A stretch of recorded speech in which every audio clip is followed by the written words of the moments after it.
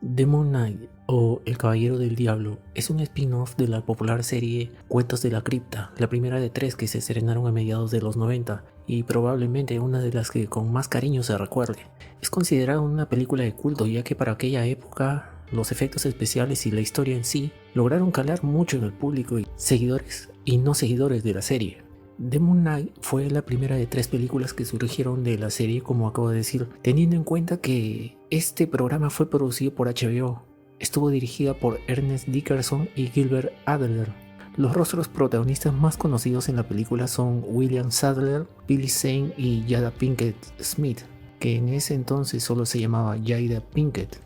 Siguiendo el estilo de la serie, El Caballero del Diablo es presentada y despedida por el Guardián de la Cripta. En esta película la escena es de este personaje dirigiendo una escena de terror con tintes eróticos. No tiene que ver con la historia de Demon Knight, pero es una buena introducción, solo que no para un episodio, sino para la mejor película que se hizo de la serie. Demon Knight o El Caballero del Diablo entremezcla el gore y el humor negro junto con un argumento bastante interesante. Esta lucha entre el bien y el mal, el balance entre nuestro plano terrenal y el peligro latente de las fuerzas infernales, tratando de retomar el control y con ese elemento digamos religioso que incluye al primer elegido, a Jesucristo en la cruz, la salvación de la humanidad que nunca se dio por sentada. En Demon Knight ese peligro latente debe contenerse a través de guardianes que para este caso tenemos a Frank Breaker y el personaje demoníaco en busca de la última de las 7 llaves, el cual es conocido como el coleccionista. Breaker perseguido por el coleccionista. Frank Breaker venía siendo perseguido por el coleccionista en una carretera de camino a Nuevo México. Es una persecución a muerte. La pregunta es, ¿qué quería el coleccionista? Sé que en la película esto se va explicando mediante diálogos y flashbacks de Breaker en el transcurso de la historia, pero para entender bien la motivación del coleccionista hay que soltar estas pistas desde ya. Obtener esta llave permitiría dar paso a la oscuridad a nuestro mundo nuevamente. Entiéndase oscuridad como una suerte de infierno lleno de demonios de diferentes jerarquías y que dominaban todo antes de que Dios dijera hágase la luz. En la película se explica que antes de la creación todo era tinieblas, pero en esas tinieblas habitaban estas criaturas infernales. ¿Cómo se detuvo este reino de tinieblas? El creador tomó y esparció todas las llaves en diferentes rincones del universo. Por milenios se mantuvo un equilibrio hasta que los demonios lograron encontrar 6 llaves, excepto una, y que precisamente se encontraba oculta en el planeta Tierra.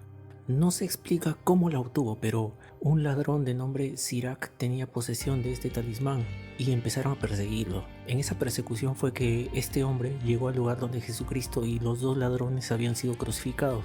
En este momento viene una revelación interesante. Sirac descubre que los demonios eran sensibles al contacto con la sangre de Cristo. Incluso es posible matarlos de esta manera. Así que Sirac llenó el interior de la llave con la sangre de Cristo para evitar que los demonios se la lleven y también para usarla en su contra.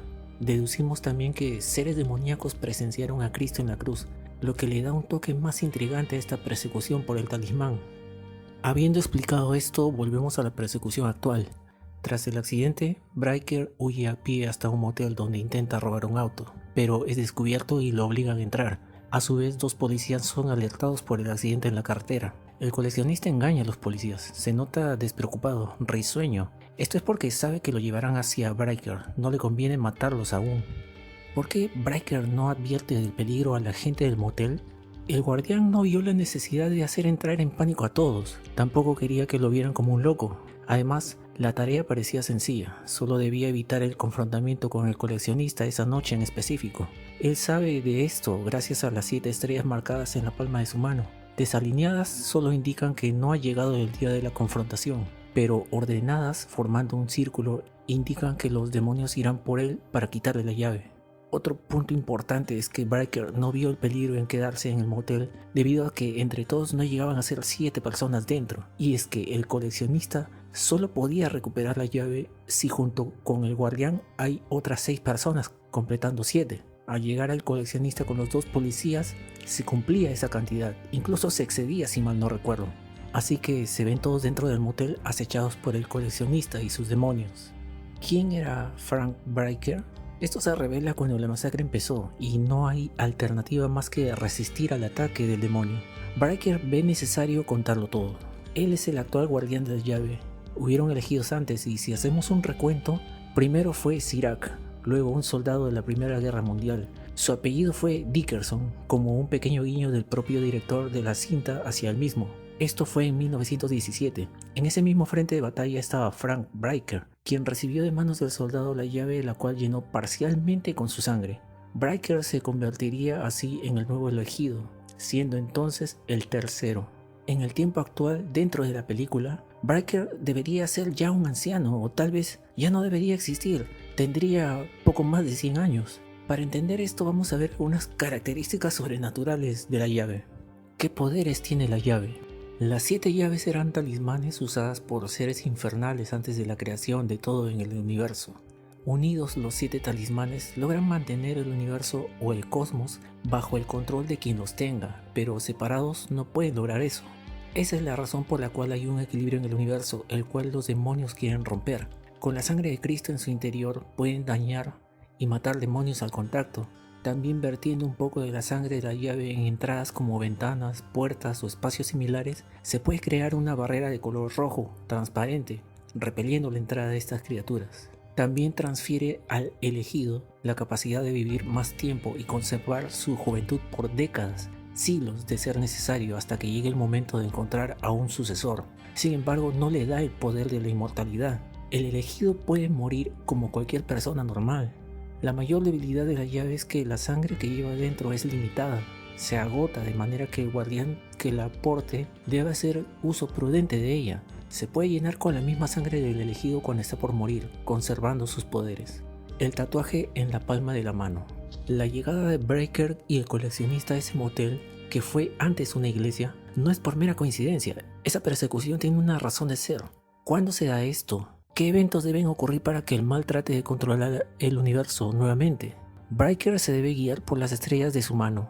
Él nota que se alinean formando un círculo, siendo esta la señal divina de la llegada del coleccionista y sus demonios de menor rango. Sabe que debe sobrevivir esa noche y buscar a quien tomará la posta para ser el nuevo guardián. A ese nuevo guardián le aparecerán las estrellas en la palma de la mano, sabiendo lo que debe hacer, y esto se debe a que al tomar la posta, al elegido se le transfiere también todos los recuerdos de sus antecesores y los eventos que llevaron a que la llave tenga ese poder.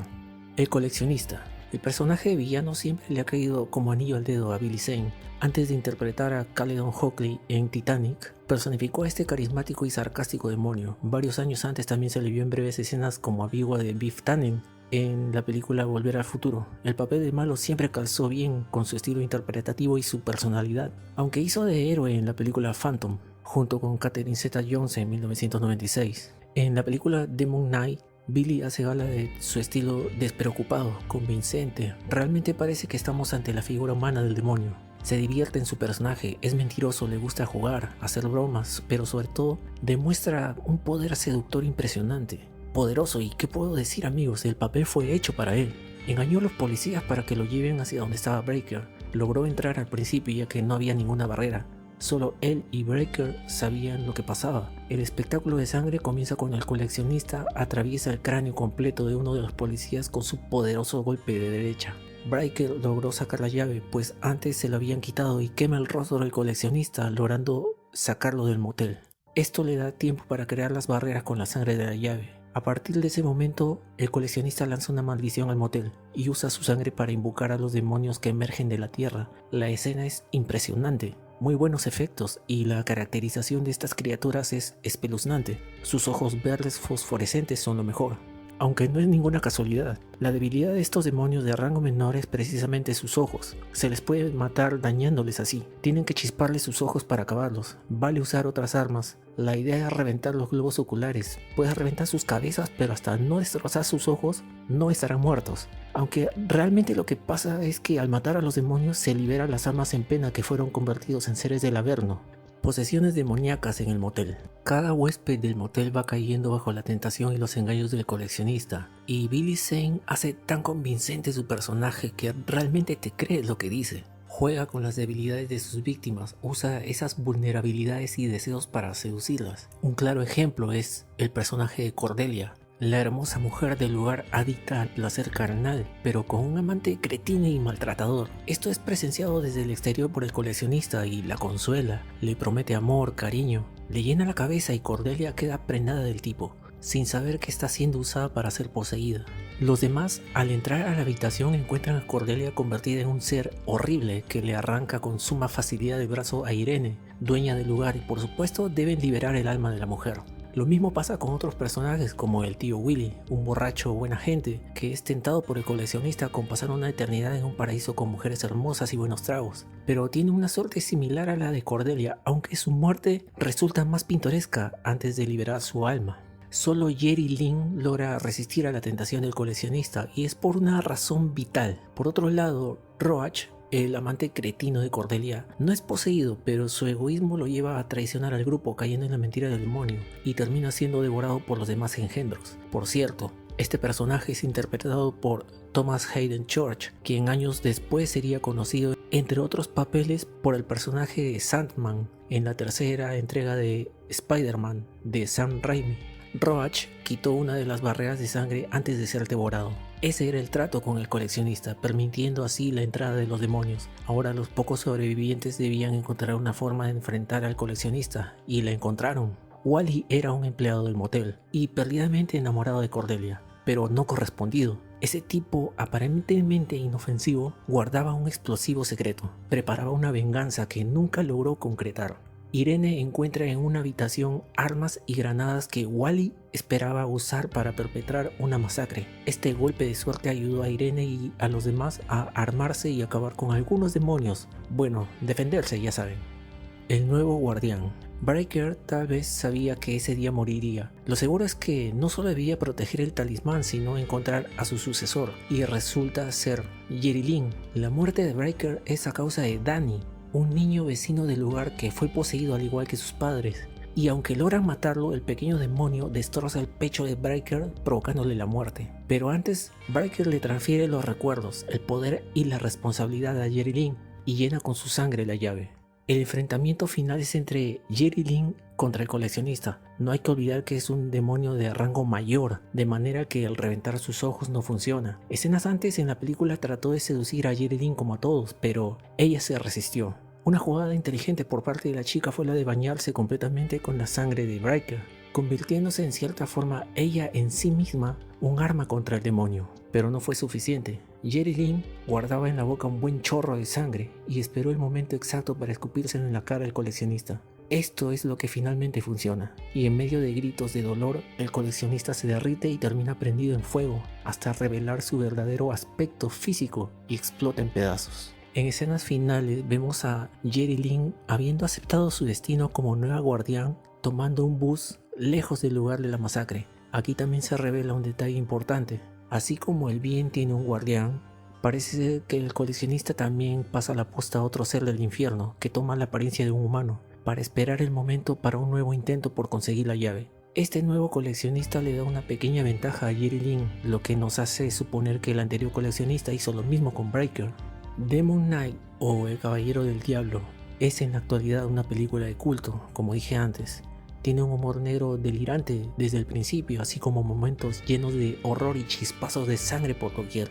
Muy interesante mezcla de efectos prácticos con efectos especiales que para aquellos años 90 fueron un deleite para los amantes del género. Geniales Billy Zane y William Sadler en sus respectivos personajes, quienes curiosamente años antes actuaron en episodios de la serie Cuentos de la Cripta. Billy Zane en el episodio Jamones bien cocidos y William Sadler en el episodio El hombre que era la muerte. El personaje de Jerry Lynn inicialmente lo iba a interpretar Cameron Díaz, sin embargo el director insistió en dárselo a Jada Pinkett. Pueden dejar sus comentarios, suscribirse y darle like al video si les gustó. Un saludo para todos y hasta pronto.